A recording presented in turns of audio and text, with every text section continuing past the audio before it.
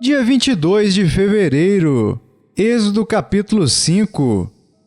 Depois foram Moisés e Arão e disseram a Faraó: Assim diz o Senhor, Deus de Israel: Deixa ir o meu povo para que me celebre uma festa no deserto. Respondeu Faraó: Quem é o Senhor para que lhe ouça eu a voz e deixe ir a Israel? Não conheço o Senhor, nem tampouco deixarei ir a Israel. Eles prosseguiram: O Deus dos Hebreus nos encontrou. Deixa-nos ir, pois, caminho de 3 dias ao deserto, para que ofereçamos sacrifícios ao Senhor nosso Deus, e não venha ele sobre nós com pestilência ou com espada. Então lhes disse o rei do Egito: Por que Moisés e Arão? Por que interrompeis o povo no seu trabalho? Ide às vossas tarefas. Disse também Faraó: O povo da terra já é muito, e vós o distraís das suas tarefas. Naquele mesmo dia, pois, deu ordem Faraó aos superintendentes do povo e aos seus capatazes, dizendo: Daqui em diante, não torneis a dar palha ao povo, para fazer tijolos, como antes. Eles mesmos que vão e ajuntem para si a palha. E exigireis deles a mesma conta de tijolos que antes faziam. Nada diminuireis dela. Estão ociosos e por isso clamam: Vamos e sacrifiquemos ao nosso Deus. Agrave-se o serviço sobre esses homens, para que neles se apliquem e não deem ouvidos a palavras mentirosas. Então saíram os superintendentes do povo e seus capatazes e falaram ao povo: Assim diz Faraó: Não vos darei palha. Ide vós mesmos e ajuntai palha onde a puderdes achar, porque nada se diminuirá do vosso trabalho. Então o povo se espalhou por toda a terra do Egito, a ajuntar restolho em lugar de palha. Os superintendentes os apertavam, dizendo: Acabai vossa obra, a tarefa do dia, como quando havia palha. E foram açoitados os capatazes dos filhos de Israel, que os superintendentes de Faraó tinham posto sobre eles. E os superintendentes lhes diziam: Por que não acabastes nem ontem nem hoje a vossa tarefa, fazendo tijolos como antes? Então foram os capatazes dos filhos de Israel e clamaram a Faraó, dizendo: Por que tratas assim a teus servos? Palha não se dá a teus servos, e nos dizem: Fazei tijolos. Eis que teus servos são açoitados, porém o teu próprio povo é que tem a culpa. Mas ele respondeu: Estais ociosos. Por isso dizeis: Vamos, sacrifiquemos ao Senhor. Ide, pois, agora e trabalhai. Palha, porém, não se vos dará.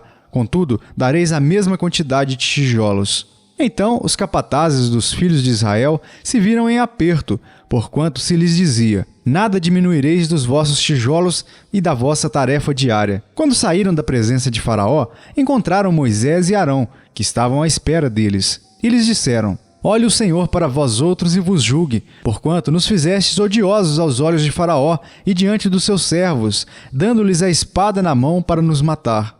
Então Moisés, tornando-se ao Senhor, disse: Ó Senhor, por que afligiste este povo? Por que me enviaste? Pois desde que me apresentei a Faraó para falar-lhe em teu nome, ele tem maltratado este povo, e tu de nenhuma sorte livraste o teu povo. Lucas capítulo 8. Aconteceu depois disso que andava Jesus de cidade em cidade e de aldeia em aldeia, pregando e anunciando o evangelho do reino de Deus, e os 12 iam com ele, e também algumas mulheres que haviam sido curadas de espíritos malignos e de enfermidades. Maria, chamada Madalena, da qual saíram 7 demônios, e Joana, mulher de Cusa, procurador de Herodes, Susana e muitas outras, as quais lhe prestavam assistência com os seus bens. Afluindo uma grande multidão e vindo ter com ele gente de todas as cidades, disse Jesus por parábola: Eis que o semeador saiu a semear, e ao semear, uma parte caiu à beira do caminho. Foi pisada, e as aves do céu a comeram. Outra caiu sobre a pedra, e tendo crescido, secou por falta de umidade. Outra caiu no meio dos espinhos, e estes, ao crescerem com ela, a sufocaram. Outra, afinal, caiu em boa terra, cresceu e produziu a 100 por 1. Dizendo isto, clamou: Quem tem ouvidos para ouvir, ouça. E os seus discípulos o interrogaram, dizendo: Que parábola é esta? Respondeu-lhes Jesus: A vós outros é dado conhecer os mistérios do reino de Deus. Aos demais fala-se por parábolas, para que vendo não vejam, e ouvindo não entendam. Este é o sentido da parábola. A semente é a palavra de Deus. A que caiu à beira do caminho são os que a ouviram. Vem a seguir o diabo e arrebata-lhes do coração a palavra, para não suceder que, crendo, sejam salvos. A que caiu sobre a pedra são os que, ouvindo a palavra, a recebem com alegria. Estes não têm raiz, creem apenas por algum tempo e, na hora da provação, se desviam. A que caiu entre espinhos são os que ouviram, e no decorrer dos dias foram sufocados com os cuidados, riquezas e deleites da vida. Os seus frutos não chegam a amadurecer. A que caiu na boa terra são os que, tendo ouvido de bom e reto coração, retêm a palavra. Estes frutificam com perseverança. Ninguém, depois de acender uma candeia, a cobre com um vaso ou a põe debaixo de uma cama. Pelo contrário, coloca sobre um velador, a fim de que os que entram vejam a luz. Nada há oculto que não haja de manifestar-se, nem escondido que não venha a ser conhecido e revelado. Vede, pois, como ouvis, porque ao que tiver se lhe dará, e ao que não tiver, até aquilo que julgar ter, lhe será tirado. Vieram ter com ele sua mãe e seus irmãos, e não podiam aproximar-se por causa da concorrência de povo. E lhe comunicaram: tua mãe e teus irmãos estão lá fora e querem ver-te. Ele, porém, lhe respondeu: minha mãe e meus irmãos são aqueles que ouvem a palavra de Deus e a praticam. Aconteceu que num daqueles dias entrou ele num barco em companhia dos seus discípulos e disse-lhes: passemos para outra margem do lago. E partiram.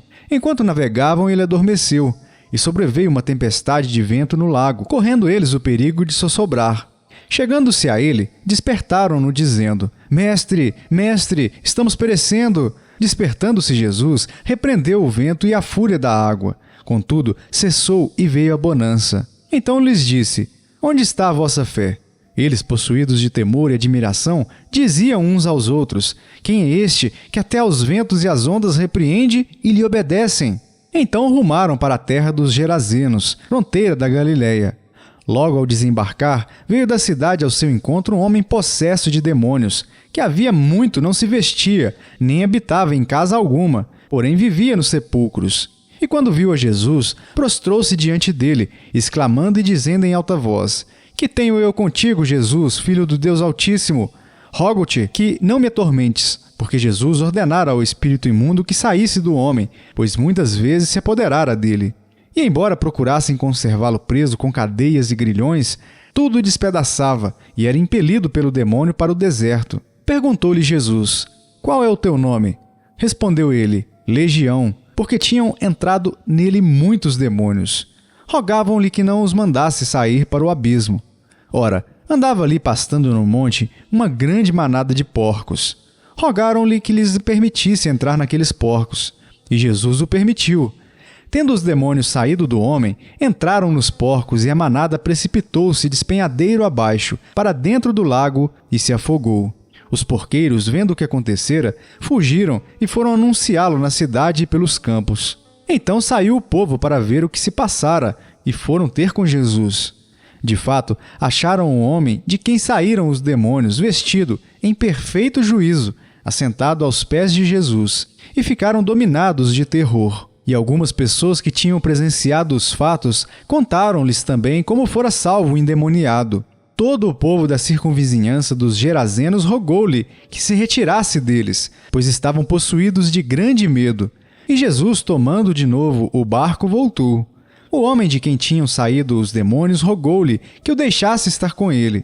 Jesus, porém, o despediu, dizendo: volta para casa e conta aos teus tudo o que Deus fez por ti. Então foi ele anunciando por toda a cidade todas as coisas que Jesus lhe tinha feito. Ao regressar Jesus, a multidão o recebeu com alegria, porque todos os estavam esperando. Eis que veio um homem chamado Jairo, que era chefe da sinagoga, e prostrando-se aos pés de Jesus, lhe suplicou que chegasse até a sua casa, pois tinha uma filha única de uns 12 anos, que estava à morte.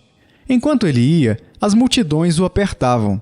Certa mulher que havia 12 anos vinha sofrendo de uma hemorragia, e a quem ninguém tinha podido curar, e que gastara com os médicos todos os seus haveres, veio por trás dele e lhe tocou na orla da veste, e logo se lhe estancou a hemorragia. Mas Jesus disse: quem me tocou?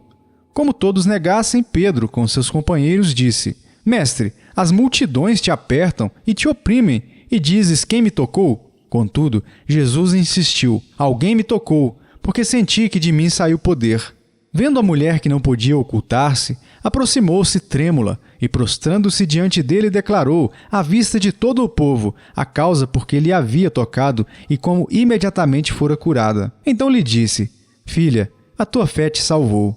vai-te em paz. Falava ele ainda, quando veio uma pessoa da casa do chefe da sinagoga, dizendo: tua filha já está morta, não incomodes mais o mestre. Mas Jesus, ouvindo isto, lhe disse: não temas, crê somente e ela será salva. Tendo chegado à casa, a ninguém permitiu que entrasse com ele, senão Pedro, João, Tiago e bem assim o pai e a mãe da menina. E todos choravam e a pranteavam. Mas ele disse: não choreis, ela não está morta, mas dorme. E riam-se dele, porque sabiam que ela estava morta. Entretanto, ele, tomando-a pela mão, disse-lhe em voz alta: menina, levanta-te. Voltou-lhe o espírito, ela imediatamente se levantou, e ele mandou que lhe dessem de comer. Seus pais ficaram maravilhados, mas ele lhes advertiu que a ninguém contassem o que havia acontecido.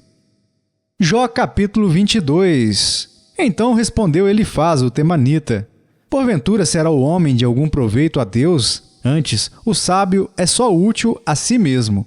Ou tem o Todo-Poderoso interesse em que sejas justo, ou algum lucro em que faças perfeitos os teus caminhos? Ou te repreende pelo teu temor de Deus, ou entra contra ti em juízo? Porventura não é grande a tua malícia e sem termo as tuas iniquidades? Porque sem causa tomaste penhores a teu irmão, e aos seminus despojaste das suas roupas. Não deste água a beber ao cansado, e ao faminto retiveste o pão. Ao braço forte pertencia a terra, e só os homens favorecidos habitavam nela. As viúvas despediste de mãos vazias, e os braços dos órfãos foram quebrados. Por isso estás cercado de laços, e repentino pavor te conturba. Ou trevas em que nada vês, e águas transbordantes te cobrem. Porventura não está Deus nas alturas do céu? Olha para as estrelas mais altas. Que altura! E dizes: que sabe Deus? Acaso poderá ele julgar através de densa escuridão? Grossas nuvens o encobrem, de modo que não pode ver. Ele passeia pela abóbada do céu. Queres seguir a rota antiga que os homens iníquos pisaram? Estes foram arrebatados antes do tempo. O seu fundamento, uma torrente o arrasta. Diziam a Deus: retira-te de nós. E que podes fazer-nos o Todo-Poderoso? Contudo, ele enchera de bens as suas casas. Longe de mim o conselho dos perversos. Os justos o veem e se alegram, e o inocente escarnece deles, dizendo: na verdade, os nossos adversários foram destruídos, e o fogo consumiu o resto deles. Reconcilia-te, pois, com ele e tem paz, e assim te sobrevirá o bem. Aceita, peço-te, a instrução que profere, e põe as suas palavras no teu coração. Se te converteres ao Todo-Poderoso, serás restabelecido. Se afastares a injustiça da tua tenda e deitares ao pó o teu ouro e o ouro de Ofir entre pedras dos ribeiros, então o Todo-Poderoso será o teu ouro e a tua prata escolhida. Deleitar-te-ás, pois, no Todo-Poderoso, e levantarás o rosto para Deus. Orarás a Ele, e Ele te ouvirá, e pagarás os teus votos. Se projeta alguma coisa, ela te sairá bem, e a luz brilhará em teus caminhos. Se estes descem, então dirás: para cima. E Deus salvará o humilde e livrará até ao que não é inocente. Sim, será libertado graças à pureza de tuas mãos. 1 Coríntios capítulo 9. Não sou eu, porventura, livre? Não sou apóstolo? Não vi Jesus, nosso Senhor? Acaso não sois fruto do meu trabalho no Senhor? Se não sou apóstolo para outrem, certamente o sou para vós outros, porque vós sois o selo do meu apostolado no Senhor. A minha defesa perante os que me interpelam é esta: não temos nós o direito de comer e beber? E também o de fazer-nos acompanhar de uma mulher irmã, como fazem os demais apóstolos e os irmãos do Senhor e Cefas? Ou somente eu e Barnabé não temos direito de deixar de trabalhar? Quem jamais vai à guerra à sua própria custa? Quem planta a vinha e não come do seu fruto? Ou quem apacenta um rebanho e não se alimenta do leite do rebanho? Porventura, falo isto como homem, ou não o diz também a lei? Porque na lei de Moisés está escrito: não atarás a boca ao boi quando pisa o trigo. Acaso é com bois que Deus se preocupa? Ou é seguramente por nós que ele o diz? Certo que é por nós que está escrito: pois o que lavra, cumpre fazê-lo com esperança. O que pisa o trigo, faça-o na esperança de receber a parte que lhe é devida. Se nós vos semeamos as coisas espirituais, será muito recolhermos de vós bens materiais? Se outros participam desse direito sobre vós, não temos nós em maior medida? Entretanto, não usamos desse direito. Antes, suportamos tudo para não criarmos qualquer obstáculo ao Evangelho de Cristo.